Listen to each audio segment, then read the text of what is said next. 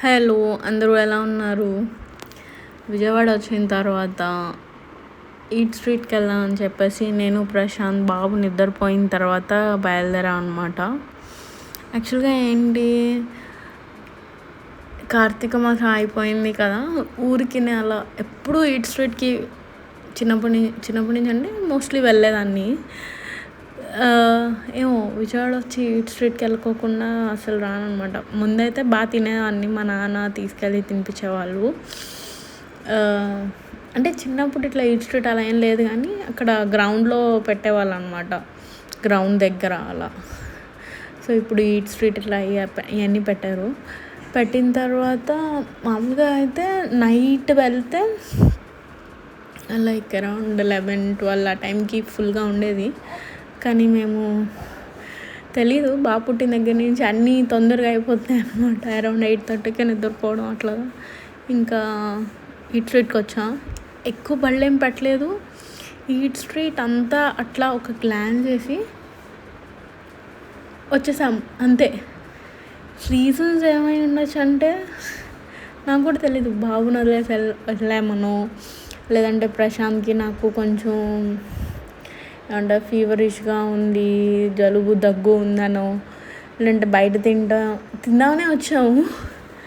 Actually ఏమీ తినలేదు అనమాట. ఏమీ తినుకోకుండా నీట్గా ఇంటికి వచ్చి అప్పటికే ఏమంటారు ఇడ్లీ వేసేసి రొట్టె వేశారనమాట. ఇంకా చపాతీ కాలుస్తున్నారు. హ్యాపీగా చపాతీ, పప్పు, రైస్, ఇడ్లీ ఇంకవే తినేసాం అనమాట. ఇంట్లోనే తిన్నాము. ఈట్ స్ట్రీట్లో ఏమీ తినలేదు. కానీ వెళ్ళి ఏమంటారు రికార్డ్ చేసుకొని ఒక వ్లాగ్ పెట్టుకుందాం అనుకొని ఇది రికార్డ్ చేశాను. సో రికార్డ్ చేశా కదా అని చెప్పేసి ఇది పోస్ట్ చేస్తున్నాను అనమాట. డోంట్ నో, పోస్ట్ డెలివరీ ఏమంటారు, పిల్లలు పుట్టిన తర్వాత చేంజ్ అవుతారంటే ఏమో అనుకున్నా, కానీ చాలా చేంజ్ అయ్యాయని చెప్పేసి ఈ మధ్య అర్థమవుతుంది. కానీ వాట్ ఎవర్, స్ట్రీట్ ఫుడ్ అంటే చాలా ఇష్టం.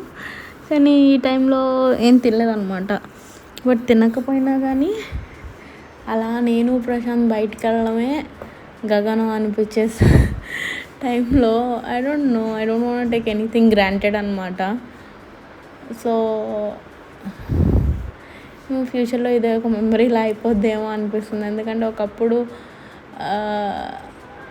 8 hours of sleep, peaceful life ఇప్పుడు కూడా ఉంది, కానీ ముందులా లేవు అనమాట. సో అంతే, ఈ టైం గడిచిపోయిన తర్వాత ఇది చాలా ప్రీషియస్ అనిపిస్తుంది నాకైతే. So I just wanted to preserve every moment. అందుకే నేను ఈ వీడియోస్ ద్వారా అన్నీ సేవ్ చేసుకొని ఫ్యూచర్లో చూసుకోవడానికి ఉంటుంది అన్నట్టు పెట్టుకుంటాను, లేదా ఈ మూమెంట్ని ఎంజాయ్ చేద్దాం అన్నట్టు పెట్టుకుంటాను అనమాట. So that's it all about this blog. అంతే. Hope everyone are fine. చాలా రోజుల తర్వాత వాయిస్ ఓవర్ ఇస్తున్నాను అనమాట. నా వాయిస్ ఎలా ఉందో నాకు కూడా తెలీదు. బట్ ఎస్, వాట్ ఎవర్ విజయవాడలో ఉండడం, పేరెంట్స్ దగ్గర ఉండరు, అదొక ఎమోషన్ అనమాట. అది బాబు, నేను Prashanth I just want to record it అనమాట. అట్లా వెళ్ళొచ్చాము అని.